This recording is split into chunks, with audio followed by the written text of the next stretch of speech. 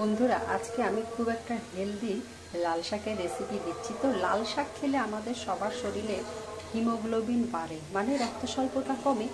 আর লাল শাকটাকে আমরা কি করব, সয়াবিন তেল না, সরিষার তেল কিংবা রাইস ব্র্যান অয়েলও ইউজ করতে পারো। এই দুটো তেল কিন্তু খুব হেলদি।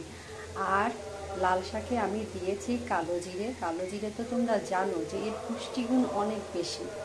আর তেল যেটা ইউজ করে একটু কম করে দিও, বেশি তেল খাওয়া তো স্বাস্থ্যের পক্ষে ভালো নয়। আর এর ভিতরে দিয়েছি কি জানো, নয়নতারা ফুল 4 থেকে 5টা দিয়ে দিয়েছি, 4-5টা দিয়ে দিয়েছি। আমরা জানি যে নয়নতারা ফুল হচ্ছে অ্যান্টি ক্যান্সার এজেন্ট। আর নয়নতারা ফুলের আরও অনেক গুণ আছে, ডায়াবেটিসের জন্য ভালো। তোমরা নয়নতারা ফুল আর নয়নতারা ফুলের 2-1টা কচি পাতাও শাকে কুচি করে দিতে পারো। তো এটা একটা সুপার রেসিপি শাকের, তোমরা ট্রাই করো। আমি জানি এটা যদি তোমরা ট্রাই করো নিশ্চয়ই তোমরা হেলদি থাকবে।